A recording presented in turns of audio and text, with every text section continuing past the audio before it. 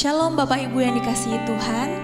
Puji nama Tuhan. Saat ini kita akan mulaikan ibadah kategorikal ministry. Saya mengajak Bapak Ibu sekalian, mari sama-sama kita berdoa. Terima kasih Bapakku yang baik. Pada hari ini Tuhan, kami mau mulaikan ibadah kategorikal ministry. Tuhan pimpin sertai ibadah kami ini. Kami menyerahkan kehidupan kami ke dalam tangan-Mu. Kami rindu Tuhan, menaikkan syukur kami, sembah kami hanya kepada Engkau. Terima kasih Bapa yang baik. Dalam nama Tuhan Yesus, haleluya, amin. Engkaulah gembala kami yang baik, yang selalu menuntun kehidupan kami. Bapa yang selalu menyertai kami. Terima kasih Tuhan.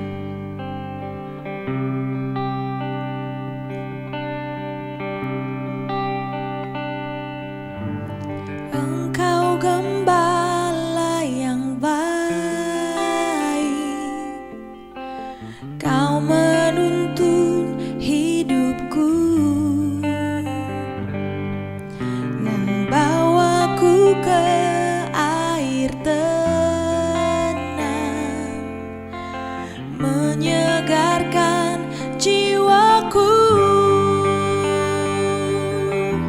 Sekalipun ku berjalan dalam lembah kekelaman, tak akan gentar ku melangkah, sebab Engkau besertaku.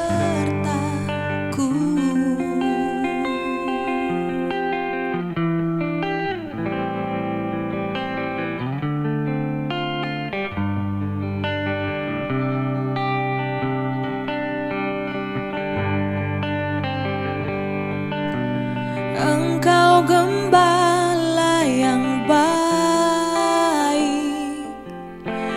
Kau menuntun hidupku,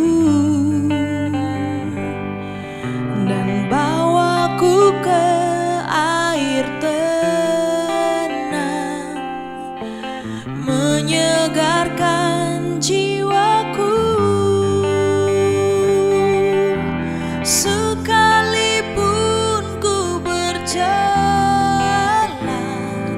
dalam lembah kekelaman,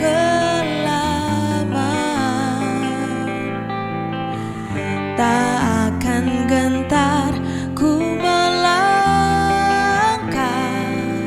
sebab Engkau besertaku.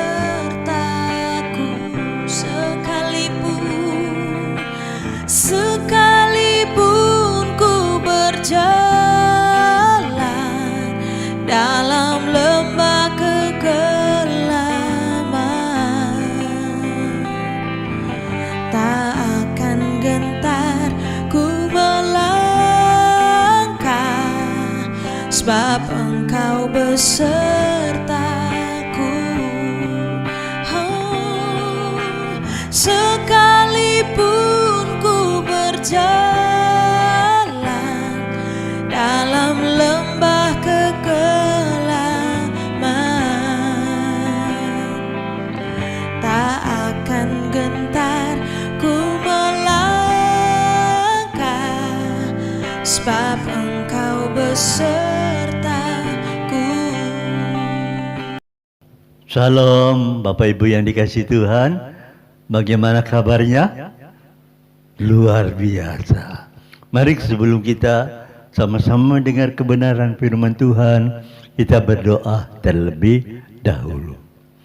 Kami bersyukur malam hari ini Tuhan, oleh kasih karunia-Mu, kalau pada saat ini Tuhan kami boleh datang di bawah kaki Tuhan dalam ibadah KKR. Biarlah kasih karunia-Mu turun atas kami semua yang mendengar kebenaran firman Tuhan. Tuhan tolong, karena kasih karunia-Mu akan membukakan terobosan-terobosan iman dalam hidup kami, sehingga kami boleh tetap teguh dalam ibadah kepada Tuhan, mengiring Tuhan, melakukan kehendak Tuhan, melayani Tuhan dengan segenap hati. Kebangunan rohani terjadi dalam hidup kami, dalam keluarga kami. Oh, terima kasih Bapak. Malam hari ini kami sambut firman Tuhan dalam nama Tuhan Yesus Kristus. Haleluya. Amin. Puji Tuhan. Saudara, malam hari ini mari kita baca di dalam Matius 6 ayat 12. Matius 6 ayat 12. Dan ampunilah kami akan kesalahan kami, seperti kami juga mengampuni orang yang bersalah kepada kami. Firman Tuhan dengan tema mengalah. Ya, mengalah. Mengalah. Saudara, kalau bahasa kerennya dikatakan mengampuni, ya. Mengalah, saya ambil tema mengalah. Mengampuni sama juga mengalah. Ya. Saudara, apa yang kita baca Matius 6:12 ini adalah sebagian daripada doa yang diajarkan oleh Tuhan Yesus kepada murid-muridnya. Di dalam ayat 12 Tuhan berkata, dan ampunilah kami akan kesalahan kami, seperti kami juga mengampuni orang yang bersalah kepada kami. Nah, doa Bapa kami ini mengajar kepada kita, mengingatkan kepada kita supaya kita mengampuni sebelum kita minta pengampunan daripada Tuhan. Ini katakan, ampunilah kami akan kesalahan kami. Jadi kita minta ampun dulu akan kesalahan kami, mungkin dalam percakapan kami, dalam pergaulan kami dengan teman-teman kita. Haleluya, mungkin ada kata-kata yang pedas, menyakitkan hati. Kita minta ampun, ampunilah kami Tuhan atas kesalahan kami. Dan Tuhan Yesus mengajarkan lagi, seperti kami telah mengampuni orang yang bersalah kepada kami. Jadi pada waktu kita angkat tangan, kita sudah melakukan seperti kami juga. Nah, kata-kata kami juga mengampuni orang yang bersalah kepada kami. Jadi setelah kita meminta mengampuni orang yang bersalah pada kita, kita minta ampun kepada Bapa. Ampunilah kami Tuhan dalam kesalahan kami, seperti kami juga mengampuni. Nah, ini timbal balik. Jadi sebelum kita melakukan doa bahwa kami mengajarkan, lakukan mengampunan dulu pada orang lain, baru minta ampun sama Bapa. Karena dalam Matius dikatakan, kalau kamu mengampuni, ya, saudara bisa baca Matius 6 ayat 14 dan 15, di sana katakan, karena jikalau kamu mengampuni kesalahan orang lain, Bapakmu yang di surga akan mengampuni kamu juga. Jadi kita mengampuni orang lain dulu, ya, baru Bapa di surga akan mengampuni juga kamu. Kemudian dikatakan, jikalau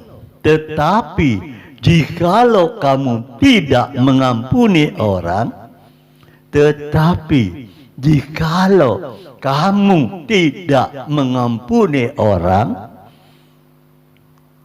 apa dia katakan? Bapakmu juga tidak akan mengampuni kesalahanmu. Nah, ini dia yang perlu kita ingat. Makanya jangan membuat permusuhan. Jangan membuat orang sakit hati kalau kita tidak mau mengampuni orang lain. Bapa di surga tidak akan mengampuni kita. Hati-hati. Karena firman Tuhan katakan doa Bapa kami, ampuni kesalahan kami seperti kami juga mengampuni orang-orang yang bersalah kepada kami. Renungkan jemaat KKR yang ada di rumah-rumah. Renungkan firman Tuhan pada malam hari ini. Yesus menekankan di sini bahwa orang Kristen harus bersedia. Saya katakan ulang, harus bersedia untuk mengampuni kesalahan orang lain. Saudara, Yesus menekankan di sini orang Kristen harus bersedia, bukan hanya orang Kristen, orang percaya yang menerima Yesus sebagai Tuhan dan Juru Selamat harus mengampuni orang lain. Saudaraku, kita coba-coba tidak mau melakukan, ya, tidak mengampuni. Ya, tentang apabila kamu tidak mengampuni orang bersalah yang telah mengakui kesalahannya kepada kamu, apabila kamu tidak mengampuni orang yang bersalah yang telah mengakui kesalahannya kepada kamu, pertama, saudara perhatikan, Allah tidak akan mengampuni kamu juga. Hati-hati. Yang kedua, walaupun kamu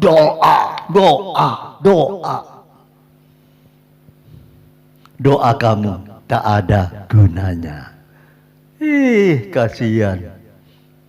Baru kita menyadari perkara ini. Ayo jemaat KKR belajar untuk mengalah, belajar untuk melepaskan pengampunan, ya. Karena firman Tuhan begitu.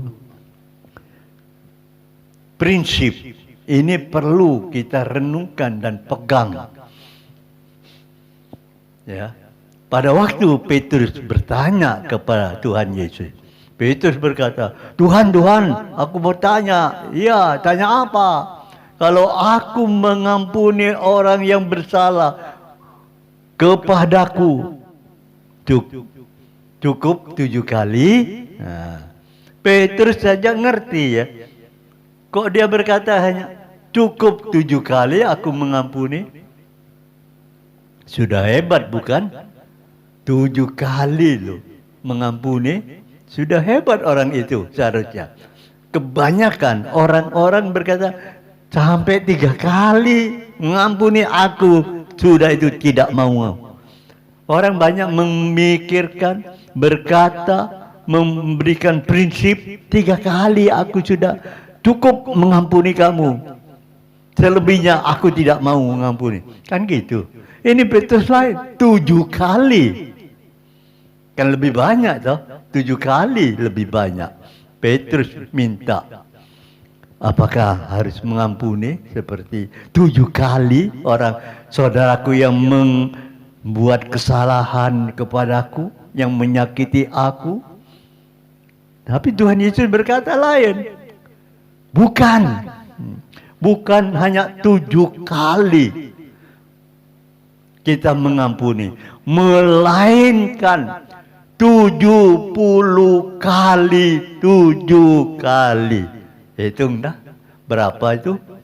70 kali 7 kali. Haleluya.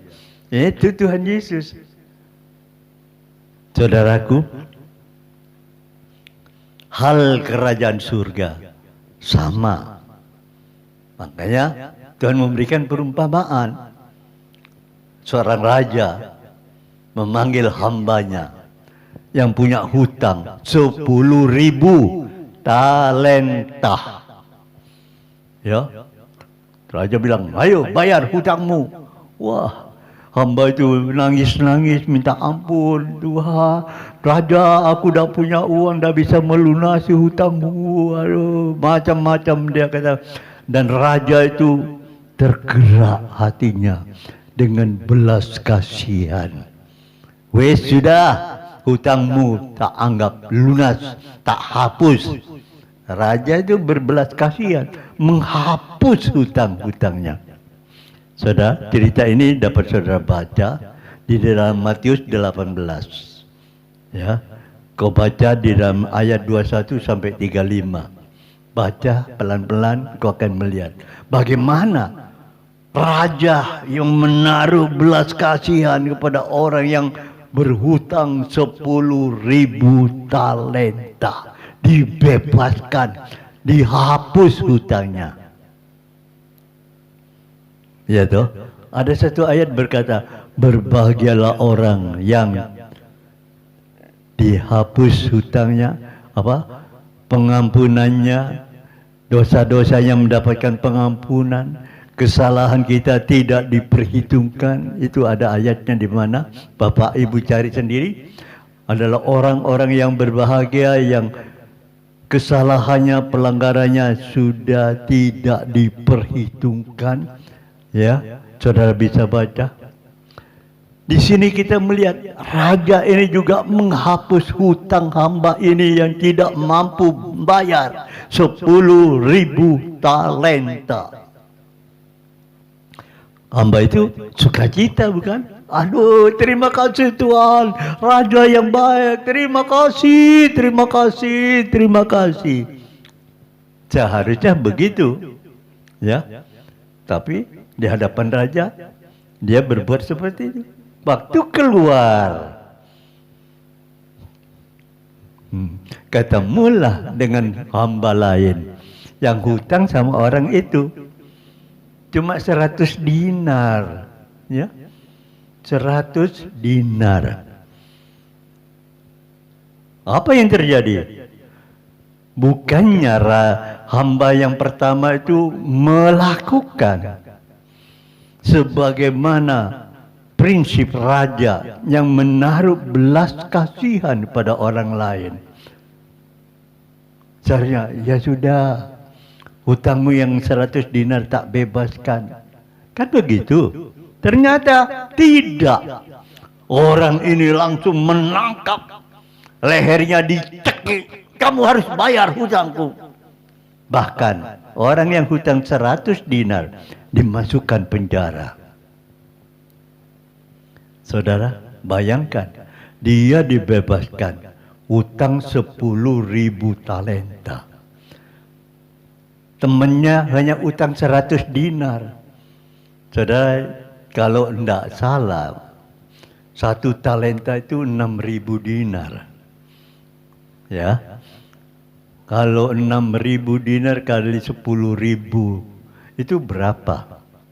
Dibandingkan dengan cuma 100 dinar. Kan kecil dibandingkan dengan hutangnya dia. Seharusnya, ya sudah, kamu tak bebaskan karena aku dibebaskan oleh raja. Nah, seharusnya kan begitu. Tapi enggak.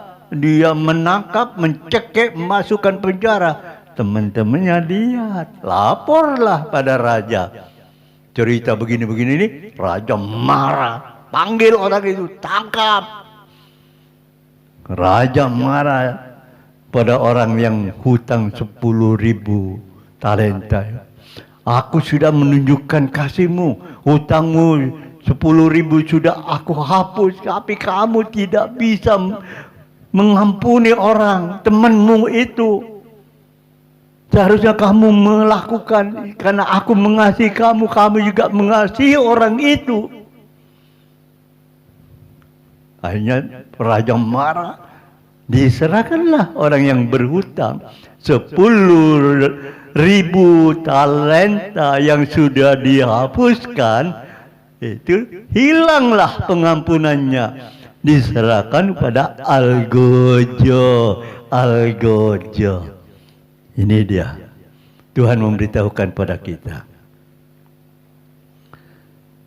jangan sampai kita yang sudah mendapatkan pengampunan, penebusan dosa-dosa kita oleh Yesus di atas kayu salib, pengorbanan Yesus itu dengan darah yang mahal yang ditumpahkan untuk menebus dosa-dosa kita. Kita sudah dibeli dengan harga lunas dibayar. Tuhan sudah mengampuni dosa-dosa kita. Ayo kita juga mengampuni orang-orang lain. Ya, bandingkan Yesus sudah mati untuk saudara, dengan orang itu mungkin menyakiti hati saudara sekecil, dan orang itu suka memfitnah saudara kecil. Hapuskan daripada kita memandang kebesaran Tuhan. Yesus yang sudah mati untuk aku. Tidak sebanding kalau kita hanya kena fitnah sudah, aduh, dikucilkan, aduh, begini, aduh, sakit hati, aduh, tidak sebanding dengan pengampunan yang kita sudah terima, yang diberikan Tuhan kepada kita. Dengan mengampuni saudara-saudara kita yang lain, kesalahan mereka itu kecil. Kenapa kita membesar-besarkan? Hilangkan, ampuni. Itu yang Tuhan inginkan dalam hidup kita. Sebagai jemaat KKR yang mendengar kebenaran firman Tuhan, mari kita mau belajar prinsip kerajaan surga. Karena apa? Karena kita diingatkan, kita sudah mendapatkan penebusan, pengampunan dengan cuma-cuma. Saudara, jangan sampai orang yang mendapatkan pengampunan, penebusan itu kehilangan pengampunan dosa. Ya, sudah diampuni, ternyata hilang pengampunannya, masuk di tangan algojo. Ya, algojo. Oh, kasihan bukan? Tuhan juga menangis. Kenapa kamu kau tidak menghargai pengampunan yang aku berikan? Kamu hanya mengampuni dosa seorang temanmu, dosa saudaramu kecil. Kamu sudah terlalu membesar-besarkan, menghukum kembali. Dia harusnya kamu mengikuti. Aku sudah menaruh belas kasihan kepadamu. Engkau harus juga mengasihi saudara-saudaramu. Tuhan inginkan pada malam hari ini mengampuni orang lain, karena engkau merasa engkau ini sudah diampuni oleh Tuhan. Mari kita mempelajari Matius 18 itu tadi, perumpamaan seorang raja yang telah memberikan pengampunan kepada orang yang berhutang 10.000 talenta. Akhirnya 10.000 talenta itu kehilangan hak pengampunannya. Ini yang perlu kita ingatkan. Segala apa yang kita kerjakan, ayo, Tuhan itu terlalu besar bagi kita.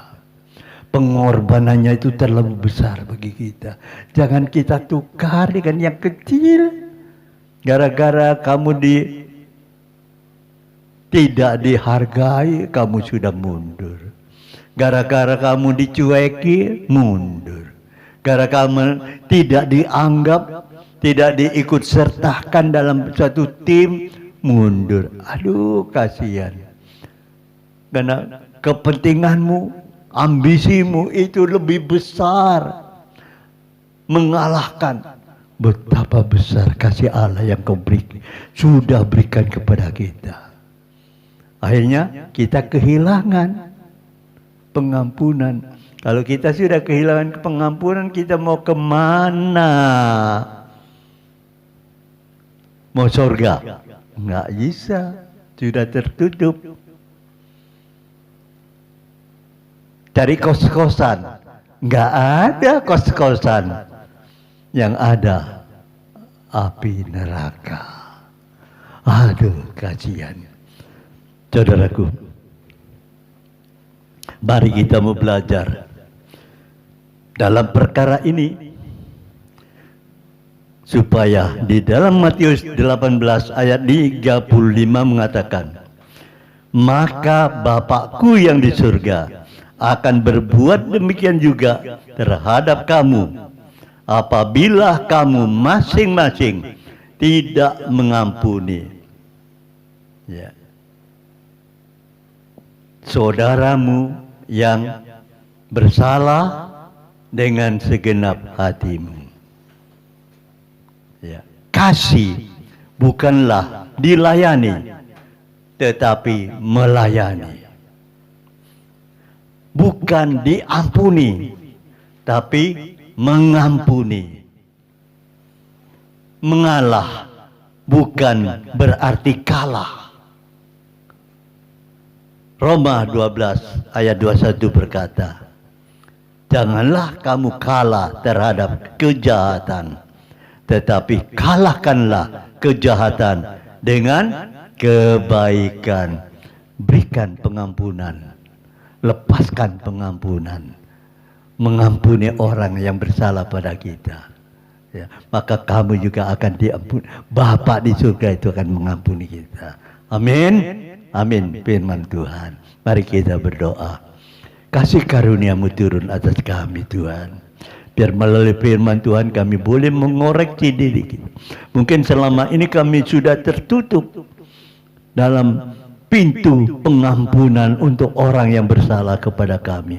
Tapi mulai malam hari ini kami mau membuka hati kami lebar-lebar untuk melepaskan pengampunan kepada orang yang bersalah, yang telah menyakiti hati kami.